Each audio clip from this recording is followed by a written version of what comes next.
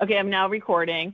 This is Cindy Parham, Chair of the Public Health and Safety, and we have today with us myself, we have Bill Perugini, Elizabeth Altobelli, Veronica Monahan, and Will Diaz. Excused at this point are Matt Ambrose, Hannah Gale, and Laura Carson. So the first order of business is number 3, to hear and consider Town of Fairfield abandon the remaining portion of the town-owned paper street known as Cherry Street, intersecting Kings Highway, which was on the attached map that we received. So, is there a motion to approve this resolution? To be able to sell the property to the two businesses? I'll make the motion, Cindy. It's Bill Perugini. I'll make the motion. Okay. Anyone want a second?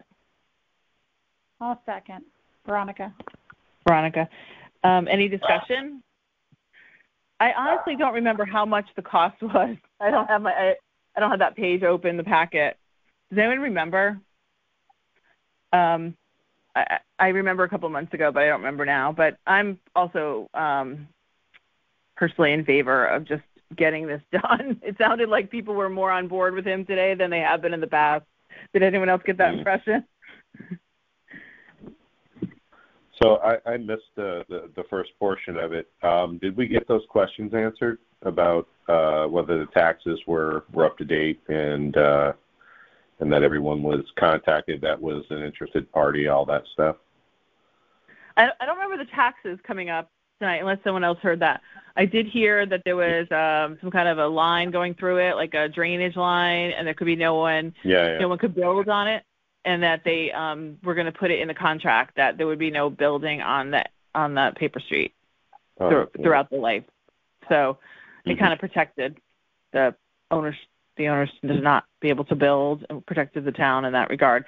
I'm assuming the taxes have to be paid up before the transaction will go through, but I don't remember them bringing that up tonight, Will. Yeah. Okay. So, any other discussion about it? So, all those in favor? Aye. Aye. Aye. Anyone opposed? It sounds like not. And abstentions? No.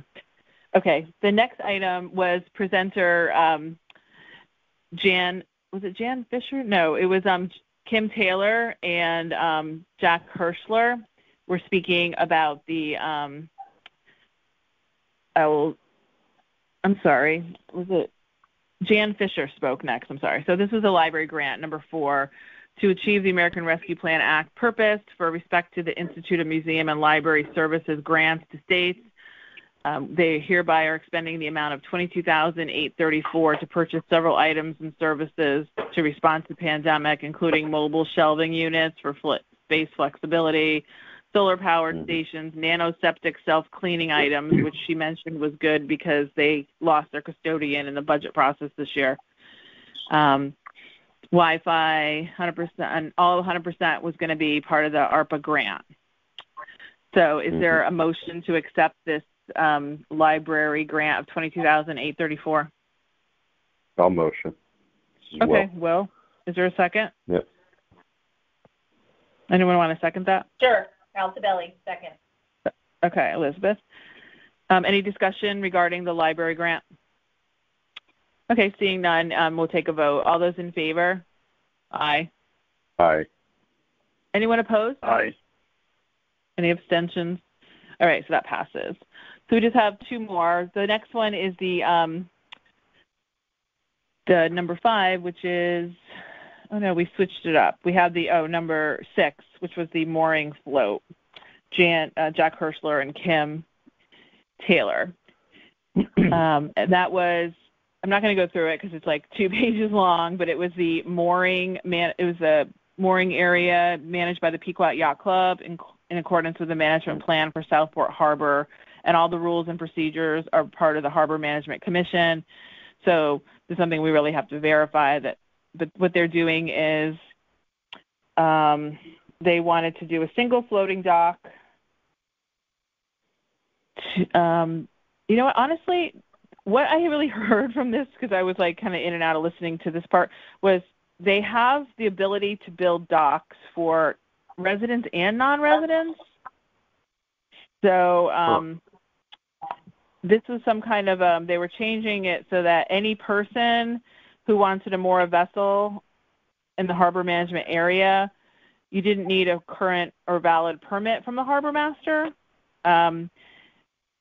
So honestly, I personally need to get more read more into this because I really didn't. I'm not against it, but I really didn't understand it all. Yeah, likewise, Cindy. It's Bill. I didn't think it was entirely clear. I was driving at the time and had a poor connection, so it kept fading out. But it seemed to be confusing in a number of ways. Yeah, it just was like regarding like not needing a permit to moor a vessel in the, from the harbor. You no longer needed that. They were having to change it, and I don't know if there was some kind of like ordinance that they had to change it. Thank you for saying this because, we're boaters and, I didn't understand exactly what this whole thing is, and I didn't know if it was being pushed through. I know this is being recorded, and I probably shouldn't say that. But no, that's fine. No. Totally fine. I'm really glad that you're bringing it up, that we need more information on this. Yeah, it was unclear to me as well. Veronica and I've had a boat down the marina for, 15, 16 years, and he kept mentioning human or something. He used some term that was unorthodox. Oh, yeah, right? like any human instead of like resident or town person. Yeah. So that any person could receive a permit. Yeah. So the state waters, I guess, because it's the harbor and it's under the state commission, I presume. So it does not have to be limited to Fairfield residents, I presume, was the rationale. But the terminology seemed unorthodox to me. So, but yeah, I guess we are not alone in that sentiment. Yeah. Okay. Well, that's good to know. So I honestly, this is the first I really heard about it, but I felt like they made it sound like we had heard about this prior, and I was like, don't remember. So, all right. Well, then, we could at least put a motion out there. Is there a motion to approve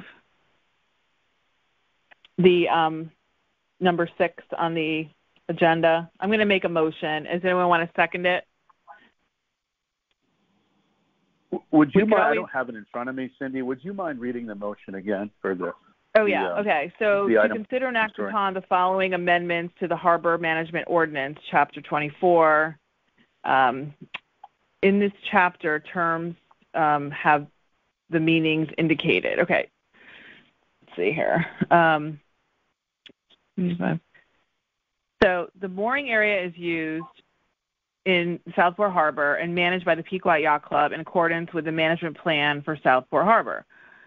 Rules and procedures adopted by the Harbor Management Commission, state and federal mooring field permits, and a memorandum of agreement between Town of Fairfield and the Yacht Club. The north anchorage is upstream and adjacent to the Southport Harbor anchorage area.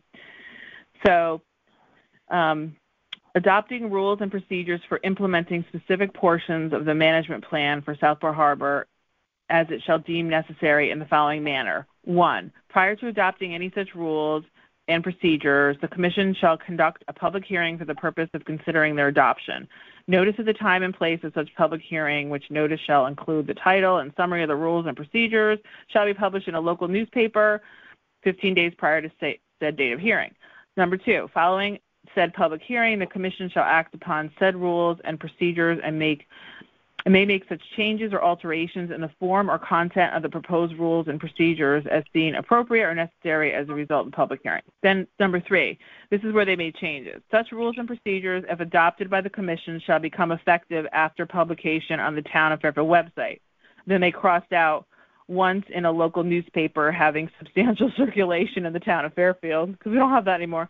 Okay, and then it says another change that was made is in this section. In accordance with state law and the management plan for Southport Harbor, and in order to provide adequate access for vessels, for the safety of persons and property, for the protection of natural historic resources, and for the optimum use of the harbor management area, no vessel shall be moored in the harbor management area without a current and valid permit from the harbor master. And then B, it shall be a violation for any other person or entity, and then crossed out association, corporation, or group, to moor any vessel or place any mooring or mooring float in the harbor management area without a current and valid permit from the harbor master.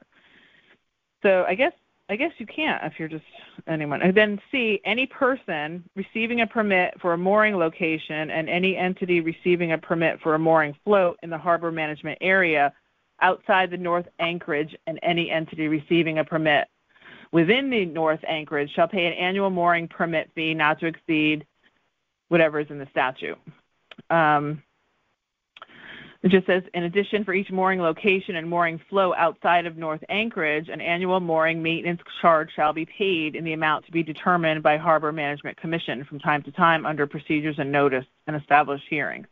Any person submitting a mooring waiting list application, including either a new or annual renewal application, shall pay administrative fee in the amount to be determined by Harbor Management Commission from time to time. So basically, then it says the mooring and anchoring and docking of all vessels in the harbor management area shall be in accordance with rules and procedures.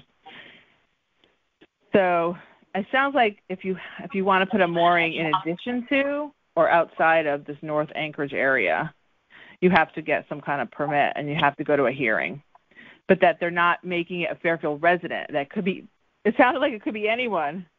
You can't. Is it because we don't own the water? Anyone. I think so, because it's either federal or state waters, and so it's under the auspices of the state of Connecticut, or I presume. You can't. And so that's why it's my understanding that it need not be limited to a Fairfield resident. Yeah. That's my guess. Veronica, are you saying that? In Southport Harbor? Are you kidding me? Like how many of these can you put there? Well, I'm just saying, like, if you want to get a mooring in Southport, like all of this is like, why are we I just want to kind of understand exactly why we're doing this. Like, and was this brought up and maybe I missed it? Like, I don't understand. Well, it says that there was a committee sponsored by Peter Britton, District 10, Frank Patisse, District 10, and Mark McDermott, District 7. So to do what, though? Why? Like, what's the whole purpose of this? They seem to just change it from needing if you wanted a mooring and you were and you had to be a Fairfield resident. It seems like they're just changing it so that anyone can apply for this mooring. That's weird. Why would that be the case? Why would we want that? I don't know. It's the first I really heard of it, honestly. So we could always send an email to the people that presented tonight, Kim Taylor and Jack Herschel, to find out the benefits, the issues, because no one really asked questions on it, because I think many people were in our boat where we weren't really sure what it was about. Yeah, you posed a great question, Veronica. I really am not clear on the consequences or the reason why we would want that for our town. So maybe if someone could just second it, and then we could. I'm going to table it. I'm not going to or could we just table it from the beginning? Cindy, what was that first sentence you said that it was in accordance with what rules? Oh, that it was in accordance with to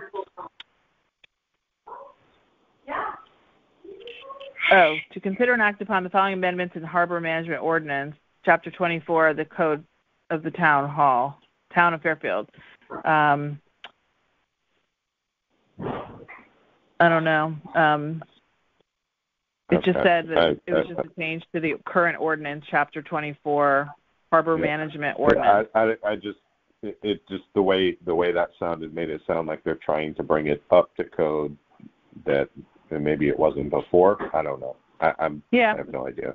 The only thing I really got out of the discussion was that it was to allow non-Fairfield residents to have a mooring. But that's the only thing I really took out of it. So I made a motion. That makes sense. We just need a second before we're really supposed to discuss. So does anyone want to do a second? Second. Okay, well, so we had some discussion, and Veronica, were you going to say something? No, I was going to say I'll second.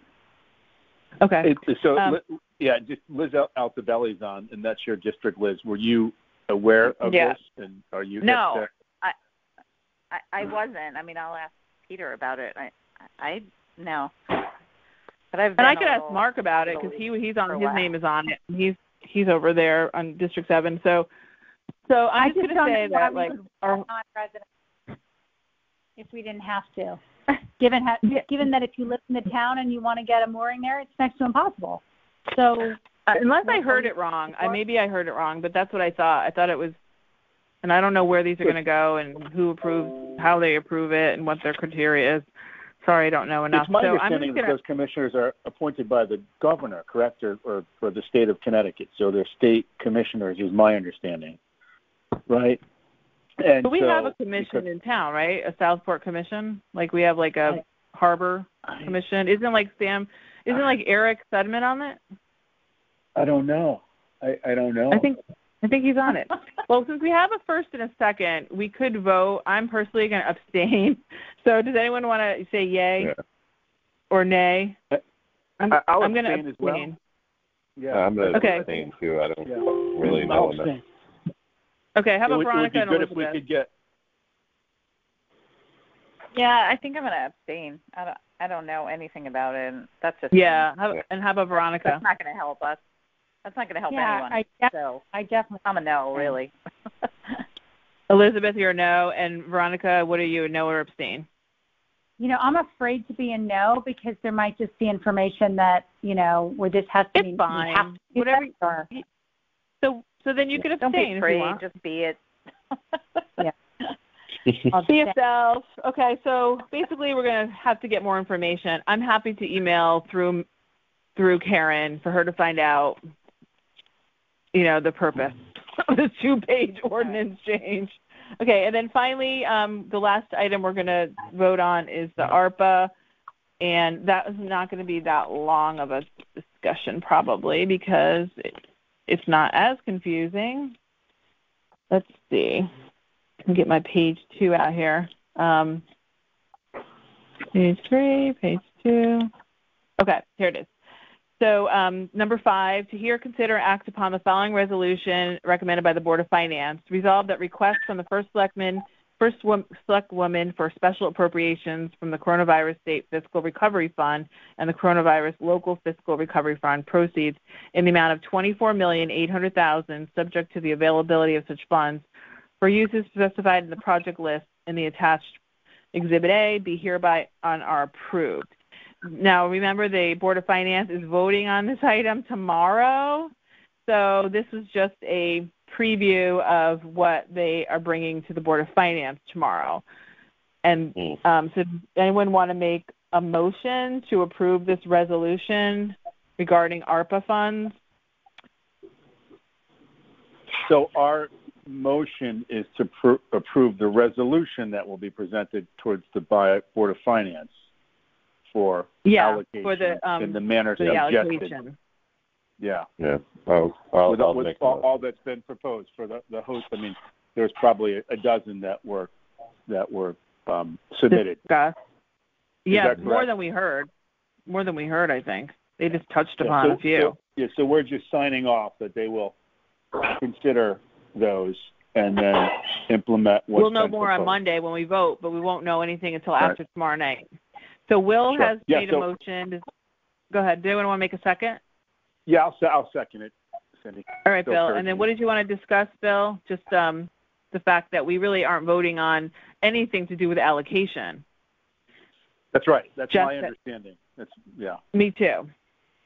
Just that the $24,800,000 project list that was attached is being presented, and they added 3 things. One was FTC wanting $115,000 to approve security, and they decided that it was more appropriate for $50,000 for fencing and power with lights. And the second one was the flood erosion study. And then the third they added to the list we received was the modernization of town offices, including the digitization of town records. Those are the 3 that were added after our backup was given to us with the current allocations. So anyone want to talk about any of the ones that were added or anyone in the list? Honestly, I didn't look at I was on vacation last week, so I didn't look at the list, and I will do that this week. And the ones that they added, I'm all for the FTC getting a little bit of security. I feel like they're a little bit overshadowed by the Sacred Heart Community Theater, and I think we have to do a good job for FTC. They were kind of there first, and they bring in a lot of amazing acts and fundraisers, and I'm all for security in their this $50,000 that they're hoping to provide fencing and power and more lights, I'm going to definitely be for that. And then the flood erosion study, I'm not even sure what that entails. And the modernization, it seemed like that was pretty vague at this point. Anyone else we're approving the to move forward in the process. Yeah. So all those in favor? Yeah. Aye. Anyone opposed to move forward? And then anyone abstaining? Okay. So everyone's approved to moving forward and getting to bed before 10 p.m.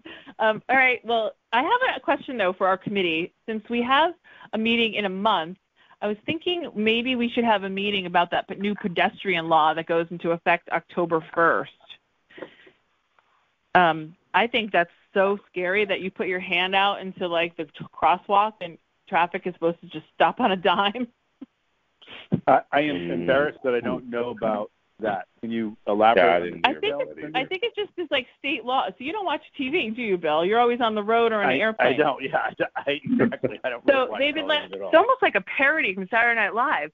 They're saying like this. Yeah. I think it's the state of Connecticut we've approved this. We're passing this. I don't know, it's a law, whatever it is, a pedestrian law, saying October 1st, if you're in the crosswalk and you literally put your hand up, you're supposed to be able to stop the traffic.